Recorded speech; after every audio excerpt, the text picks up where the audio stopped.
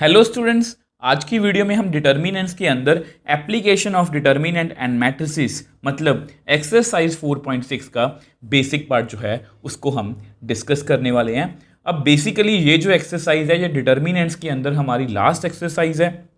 अब देखो ये जो टॉपिक है ये भी 4.5 की तरह ही बहुत इंपॉर्टेंट टॉपिक है डिटर्मिनेंट्स के अंदर, और सेम वैसे ही ये जो टॉपिक है ये बहुत इजी भी है। अब इम्पॉर्टेंट इसलिए है क्योंकि डिटर्मिनेंट्स के अंदर अगर आपको 4 या 5 मार्क्स में कोई क्वेश्चन पूछा जाएगा तो इस एक्सरसाइज में से पूछा जा सकता है। अब दूसरी बात इजी इसलिए है क्योंकि इसमें भी हमें बेसिकली जो हमने एक्सरसाइज 4.5 में किया था मतलब इन्वर्स निकाले थे वैसा ही कुछ हमें यहाँ पर करना है। मतलब इसमें भी हमें मोस्टली इन्वर्स को ही फाइंड करना है, और अगर आपको इन्वर्स अच्छे से फाइंड करना आता है तो ये जो एक्सरसाइज है ये भी आपके लिए कोई भी मुश्किल नहीं है, इसको बड़ी ही ईजिली आप सॉल्व कर पाओगे। तो एक अच्छे मन से, एक पॉजिटिव मन से आज की वीडियो को शुरू करते हैं। अब देखो स्टूडेंट्स, जैसा कि आपको पता है कि हमारे टॉपिक का नेम क्या है, applications of determinants and matrices. अब बेसिकली इसका मतलब क्या है, वैसे तो आपको क्लियर हो गया होगा कि डिटर्मिनेंट्स और मैट्रिसेस को हम और कहाँ कहाँ पर यूज़ कर सकते हैं। अब वैसे देखा जाए तो मैट्रिसेस का बहुत ज़्यादा जगह पर यूज़ होता है, जैसे प्रोग्रामिंग में भी मैट्रिसेस का यूज़ किया जाता है। बट हमारे जो सिलेबस का पार्ट है उसमें जो मेन हमारी एप्लीकेशन है वो क्या है, वो मैं आपको यहाँ पर लिख के बता देता हूँ। अब देखो जो हमें एप्लीकेशन डिस्कस करनी है वो ये वाली है, we will discuss applications of determinant and matrices for solving the, ये सबसे इंपॉर्टेंट है, system of linear equations in 2 और 3 वेरिएबल्स। तो इस सिस्टम को सॉल्व करने के लिए हम डिटर्मिनेंट्स एंड मैट्रिसेस की एप्लीकेशंस का यूज़ करेंगे and for checking the consistency of system of linear equations. ठीक है, अब आपके मन में सबसे पहला क्वेश्चन कि sir system of linear equation in 2 और 3 वेरिएबल्स होता क्या है और consistency of system of linear equation ये क्या होता है। तो इन दोनों ही चीज़ों का आंसर जो है वो आपकी क्लास 10th में है। आपको याद होगा, अभी आपको ये पढ़ के शायद लग रहा होगा कि हमें नहीं पढ़ा, बट जैसे ही मैं आपको यहाँ पर लिख के दिखाऊंगा तो आपको क्लियर हो जाएगा। आपको याद होगा 10th में हमने कुछ ऐसी इक्वेशंस सॉल्व की थी, मैं रैंडमली वैसे ही लिख रहा हूँ, ठीक है। तो इनको हम बोलते थे linear equation in 2 variables. Linear मतलब एक्स और वाई की डिग्री 1 है और 2 वेरिएबल मतलब एक्स और वाई। तो इनको सॉल्व करने के काफ़ी मेथड थे, आपको पता होगा इनको सॉल्व करने काफ़ी मेथड है, जैसे इक्वेटिंग कॉफिशिएंट, हम एक्स के कॉफिशिएंट्स को सेम करके सब्ट्रैक्ट कर सकते थे। आपको याद होगा वाई की वैल्यू निकाल के दूसरे में सब्स्टिट्यूट करना, क्रॉस मल्टीप्लिकेशन से भी इसको हम सॉल्व कर सकते थे।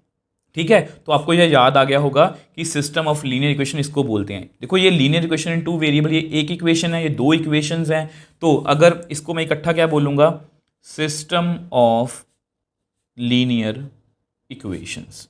तो ये सिस्टम ऑफ लीनियर इक्वेशन है, ये कितने वेरिएबल्स हैं, इन 2 वेरिएबल्स। ठीक है, तो इन 2 वेरिएबल्स।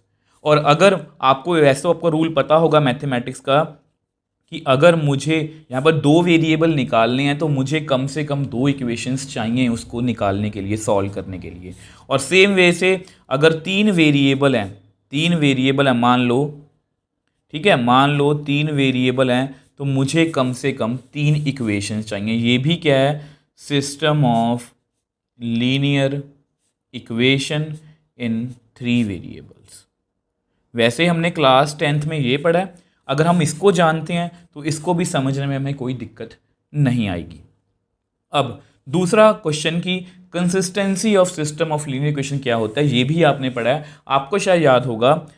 ये बेसिकली एक लाइन की इक्वेशन है ये वाली, ठीक है। अगर इसका सल्यूशन, इसको हम ग्राफ पे ड्रॉ करें तो हम बोलते थे कि अगर 2 लाइंस एक पॉइंट पे कट हो रही हैं तो उसको हम बोलते थे वन सल्यूशन या यूनिक सल्यूशन, इसको हम यूनिक सॉल्यूशन भी बोलते थे। और अगर वो लाइंस एक दूसरे के ऊपर हैं, ठीक है, मतलब दोनों लाइंस एक ही जगह पर बनी हुई हैं, तो उसको हम बोलते थे इनफाइनाइट मैनी सॉल्यूशन। और अगर जो लाइंस हैं वो आपस में पैरेलल हैं तो उसको हम बोलते थे नो सोल्यूशन, क्योंकि वो आपस में कट ही नहीं करती। ठीक है, अब इसको हम पता क्या बोलते हैं, कंसिस्टेंट इक्वेशंस। इसको हम क्या बोलते हैं, इनकंसिस्टेंट। जो ये बात कर रहे हैं ना consistency of system of linear equation, वो इसकी बात कर रहे हैं। अगर किसी इक्वेशन का सोल्यूशन, मतलब कोई भी सिस्टम ऑफ लीनियर इक्वेशन है, अगर उसका वन सोल्यूशन है या ज़्यादा सोल्यूशन है, उसको हम क्या बोलते हैं, कंसिस्टेंट सिस्टम। और अगर उसका कोई सोल्यूशन ही नहीं है तो उसको हम क्या बोलते हैं, इनकंसिस्टेंट इक्वेशंस। तो बेसिकली यहाँ पर जो भी मैंने आपको बताया वो मैं आपको यहाँ पर लिख के बता देता हूँ, क्योंकि अल्टीमेटली वो सब कुछ हमें इस एक्सरसाइज में करना है। अब देखो स्टूडेंट्स, जो मैंने आपको यहाँ पर रफ में समझाया था 10th की एग्जाम्पल लेके, वही सेम क्लास 12th में लिखा गया है। Consistent system, a system of equation is said to be consistent if its solution one or more exist. तो अगर वन सोल्यूशन और इनफाइनाइट माइनस सोल्यूशन के लिए हम क्या बोलते हैं, कंसिस्टेंट इक्वेशन, तो कंसिस्टेंट सिस्टम। सेम वे से inconsistent system, a system of equation is said to be inconsistent if its solution does not exist.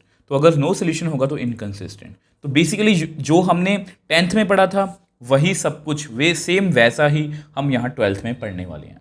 अब आपके मन में दूसरा क्वेश्चन ये आ सकता है कि सर मान लिया ये हमने क्लास 10th में पढ़ा है, मान लिया ये सब कुछ हमने क्लास 10th में पढ़ा हुआ है, बट देखो कुछ बच्चों के मन में डाउट आ सकता है, क्योंकि कुछ बच्चे ज़्यादा लॉजिकल सोचते हैं कि जो हमें पहले से आता है, देखो इसको हमने सीखा हुआ है पहले से।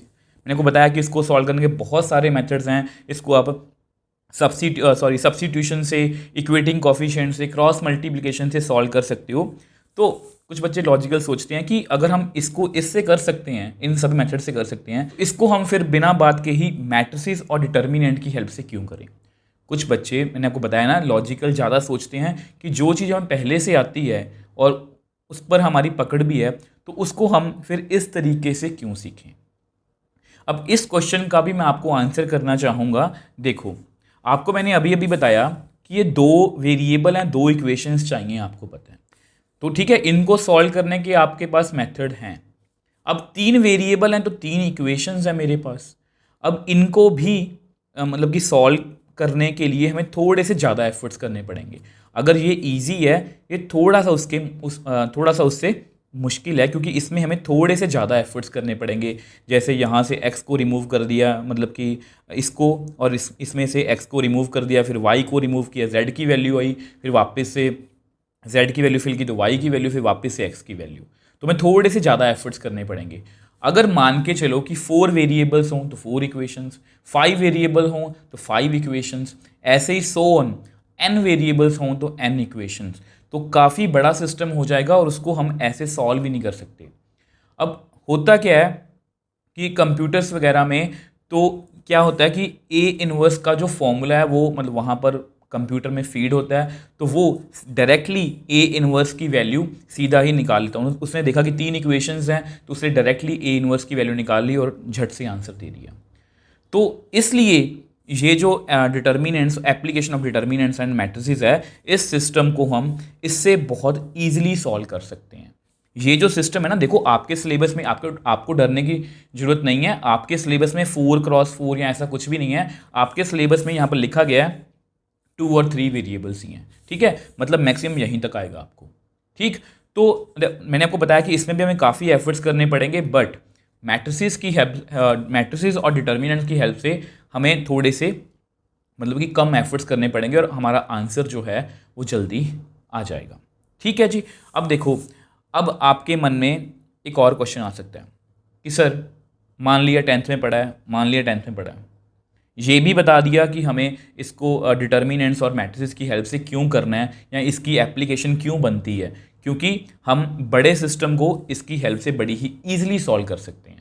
जितना बड़ा सिस्टम होगा उसको सॉल्व करना उतना ही मुश्किल होगा, बट डिटर्मिनेंट और मैट्रिसेस की हेल्प से हम उसको ईजिली सॉल्व कर सकते हैं। सब कुछ मान लिया, तो फिर हम सॉल्व कैसे करेंगे, प्रोसीजर क्या है। अब उसका जो प्रोसीजर है वो मैं आपको नेक्स्ट पेज पे बता देता हूँ। अब देखो, अब हम बात करने वाले हैं प्रोसीजर की, कि हम सिस्टम ऑफ लीनियर इक्वेशन, देखो यहाँ पर लिखा भी गया है, solution of system of linear equations using inverse of a matrix. ठीक है, तो हम इस सिस्टम को, ये मैंने एक लीनियर इक्वेशन का सिस्टम लिखा है। अब इस इक्वेशन ऑफ जो सिस्टम है ये हमारा लीनियर इक्वेशंस का, इसको हम डिटर्मिनेंट्स या मैट्रिसेस की हेल्प से कैसे सॉल्व करेंगे। अब देखो ये इक्वेशन की फॉर्म में है, और अगर हम इसको इन्वर्स ऑफ अ मैट्रिक्स और डिटर्मिनेंट्स की हेल्प से सॉल्व करना चाहते हैं तो इसको हमें मैट्रिक्स की फॉर्म में लिखना पड़ेगा। तो सबसे पहले एक मैट्रिक्स लिखते हैं ए, ठीक है। अब ए में मैं क्या लिखूंगा, A1 B1 C1, A2 B2 C2, A3 B3 C3, ठीक है। तो ये मैंने एक 3x3 मैट्रिक्स लिखा है, 3 इक्वेशन है ना, तो 3x3 मैट्रिक्स। अब आपकी नॉलेज के लिए कि ए क्या है, तो ए क्या है, coefficients of variables, coefficients of variables. तो ये आप याद रखोगे, ये कौन सी मैट्रिक्स है, कोफिशिएंट्स ऑफ वेरिएबल्स। अब सेम वे से एक मैट्रिक्स और लिखेंगे, कैपिटल एक्स, ये है एक्स वाई और जेड। इसका ऑर्डर कितना है, 3, 1 कॉलम है। अब ये कौन सी मैट्रिक्स है, वेरिएबल्स की। तो ये कौन सी मैट्रिक्स है, वेरिएबल्स की। अब लास्ट है एक और मैट्रिक्स लिखेंगे, एक और मैट्रिक्स है बी, D1 D2 D3, ठीक है।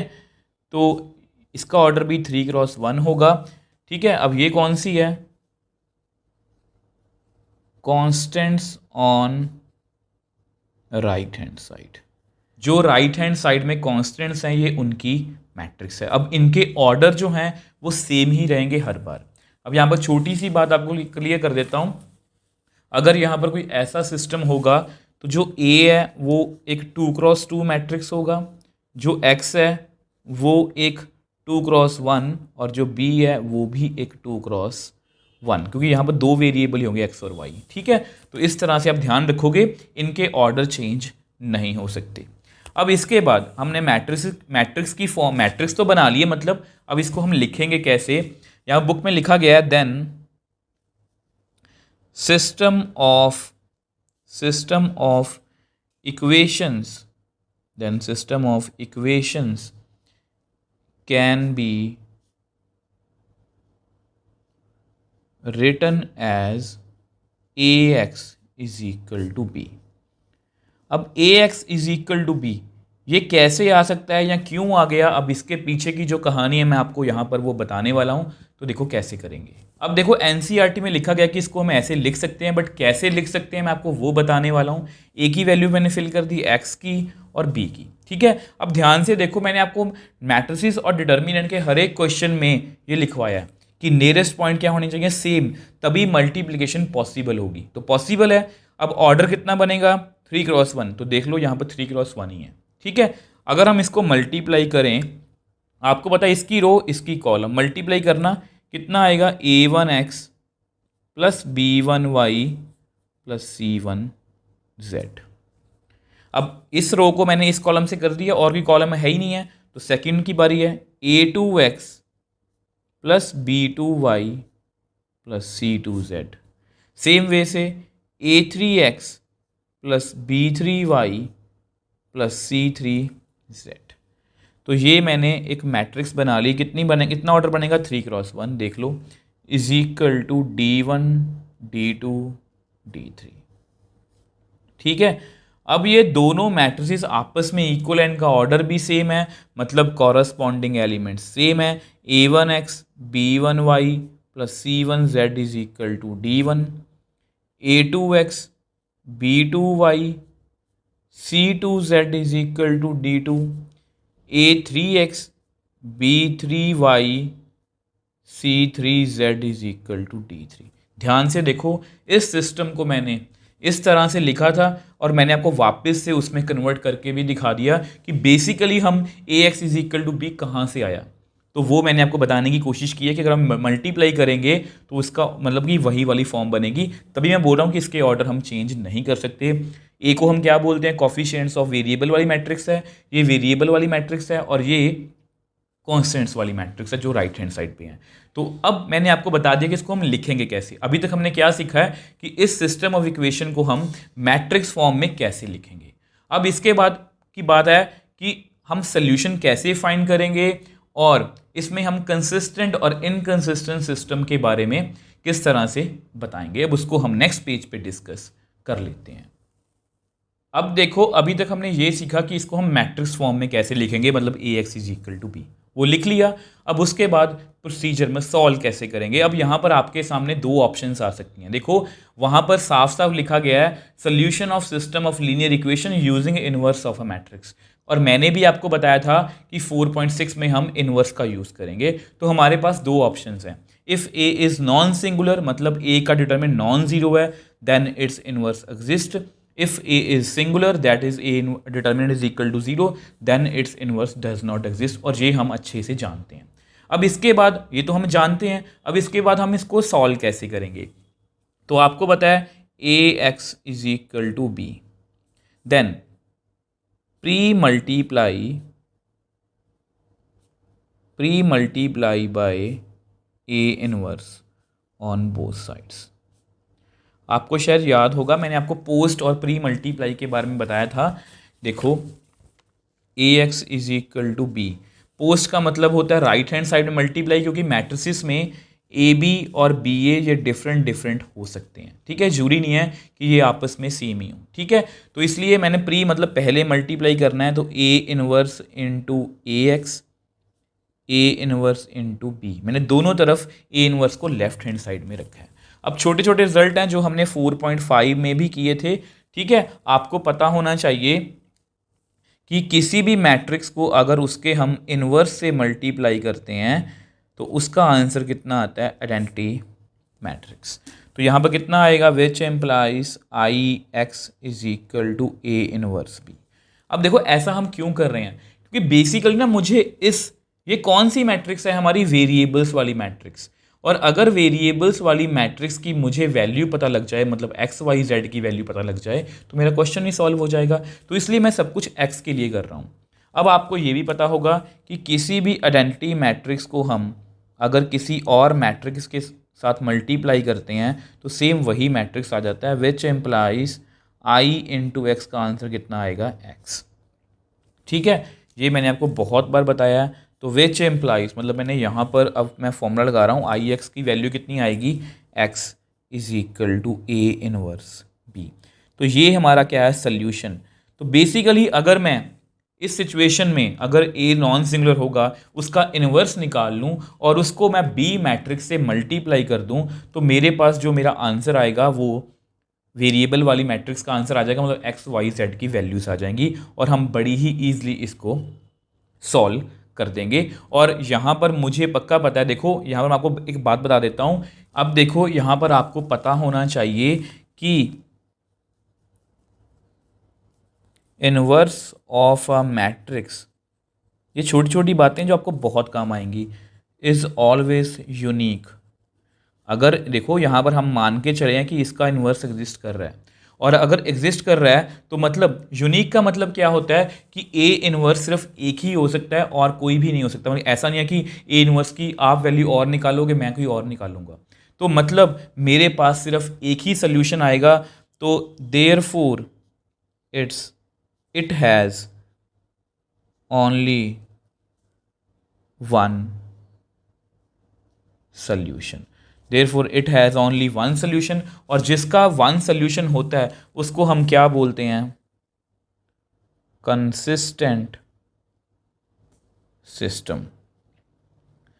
तो यहाँ से हमने दो बातें सीखी हैं। पहली कि Ax is equal to B, अगर उसका इनवर्स एग्जिस्ट कर रहा है तो उसको सॉल्व कैसे करेंगे, x is equal to A inverse B. और जब यहाँ पर हम उसका इन्वर्स एग्जिस्ट करेगा, मतलब उसका इन्वर्स एग्जिस्ट करेगा तो उसका हमेशा एक ही सोल्यूशन आएगा, मतलब उसको हम क्या बोलेंगे, कंसिस्टेंट सिस्टम। अब सेम वे से जब हम इसकी बात करेंगे, if A is singular that means A determinant is equal to 0 then its inverse does not exist. तो ये तो हमें पक्का पता है कि हम इस वे से उसका सोल्यूशन नहीं निकाल सकते क्योंकि ए इन्वर्स एग्जिस्ट ही नहीं करेगा। तो यहाँ पर हम क्या करेंगे, अब यहाँ पर भी हमारे पास दो केस होंगे। अब देखो, जैसा कि मैंने आपको बताया कि अगर ए सिंगुलर होगा तो उसका इन्वर्स एग्जिस्ट नहीं करेगा, मतलब हम इस तरह से सोल्यूशन नहीं निकाल सकते। तो हमारे पास दो ऑप्शंस हैं। अब एडजॉइंट ए हम निकालेंगे, इसमें इन्वर्स नहीं निकाल सकते, बट एडजॉइंट ए हम यहाँ पर कैलकुलेट कर सकते हैं और उसको हम बी से मल्टीप्लाई करेंगे दोनों ही केसेस में। अब यहाँ पर हमारे पास या तो इसकी मल्टीप्लिकेशन जीरो आएगी या ज़ीरो नहीं आएगी, और अगर ज़ीरो नहीं आई तो it's solution does not exist, मतलब इसका सोल्यूशन एग्जिस्ट ही नहीं करेगा। और जिसका सोल्यूशन नहीं होता उसको हम क्या बोलते हैं, इनकंसिस्टेंट सिस्टम। ठीक है। अब यहाँ पर अगर इसकी एडजॉइंट ए इंटू बी की multiplication is equal to zero आ गई, then its solution maybe does not exist और मे बी इनफाइनाइट मैनी। तो यहाँ पर हमारे पास दो ऑप्शंस आएंगी, इनफाइनाइट मैनी सोल्यूशन भी आ सकता है और डज नॉट एग्जिस्ट भी हो सकता है। तो मतलब ये कंसिस्टेंट भी हो सकता है और इनकंसिस्टेंट भी हो सकता है। तो इसको हम फिर कैसे मतलब कि गैस करेंगे ये कौन सा सोल्यूशन है, या इसको हम कैसे आगे जाके चेक करेंगे। बट मैं आपको ये बात क्लियर कर दूं यहाँ पर कि ये वाला जो पोर्शन है ना, ये वाला जो पोर्शन है, ये वाला हमारे सिलेबस का पार्ट नहीं है, नॉट इन सिलेबस। ये थोड़ा सा हायर मतलब कि लेवल चला जाता है, क्योंकि इसमें बेसिकली ना प्लेन्स वगैरह में सब कुछ चेक करते हैं कि इसका सोल्यूशन इनफाइनाइट मैनी होगा या डज नॉट एग्जिस्ट है। तो ये हमारा जो है नॉट इन सिलेबस है। हमारे पास दो ही क्वेश्चंस आएंगे, कंसिस्टेंट और इनकंसिस्टेंट वाले। तो ये हमारे सिलेबस का पार्ट नहीं है। तो अगर इन्वर्स एग्जिस्ट कर रहा है तो उसका वन सोल्यूशन आएगा, मतलब वो कंसिस्टेंट है, और अगर उसका इन्वर्स एग्जिस्ट नहीं कर रहा तो वहाँ पर इनकंसिस्टेंट आएगा। हम एडजॉइंट ए इंटू बी करके देखेंगे, अगर वो नॉट इक्वल टू ज़ीरो है तो मतलब उसका नो सोल्यूशन। अब देखो स्टूडेंट्स, ये सारा हमारा टॉपिक है आज का, मतलब इसका बेसिक पार्ट बस इतना ही है। इसमें हमने सबसे पहले सिस्टम ऑफ लीनियर इक्वेशन को समझा, उसको मैंने आपको क्लास 10th से जोड़ने की कोशिश की है। ठीक है, क्लास 10th में भी हमने ऐसा ही कुछ पढ़ा था, कंसिस्टेंट, इनकंसिस्टेंट, नो सोल्यूशन है तो इनकंसिस्टेंट, सोल्यूशन है एक या एक से ज़्यादा है तो कंसिस्टेंट। ठीक है। अब इसको बाद में मैंने आपको मैट्रिक्स मेथड से सॉल्व करना सिखाया। तो बेसिकली ये जो मेथड है ना, इसको हम पता क्या बोलते हैं, मैट्रिक्स मेथड। मैं यहाँ पर लिख देता हूँ, मैट्रिक्स मेथड। ये जो सारा सिस्टम है ना, इसको हम क्या बोलते हैं, मैट्रिक्स मेथड। पेपर में आपको एग्जाम्स में आपको ऐसे भी आ सकता है कि मैट्रिक्स मेथड से इस सिस्टम ऑफ इक्वेशन को सॉल्व करो। तो अगर तो उसका इन्वर्स एग्जिस्ट करेगा तो हम इस तरह से करेंगे, और अगर उसका इन्वर्स एग्जिस्ट नहीं करेगा तो हम इस तरह से करेंगे। अगर आपको ये अच्छे से क्लियर है ना, और आप इन्वर्स मतलब इन्वर्स में आपको कोई भी दिक्कत नहीं है, तो बिलीव मी ये एक्सरसाइज आपके लिए बहुत ईजी रहने वाली है। और ये जो एक्सरसाइज मैं आपको पहले ही बता चुका हूँ, ये एग्जाम पॉइंट ऑफ व्यू से बहुत इंपॉर्टेंट है। अगर आपको इस चैप्टर में से कोई 4 या 5 मार्क्स में क्वेश्चन पूछा जा सकता है तो वो या तो आ सकता है 4.2 में से या इस एक्सरसाइज में से। तो ये दोनों exercise exam point of view से बहुत इंपॉर्टेंट है।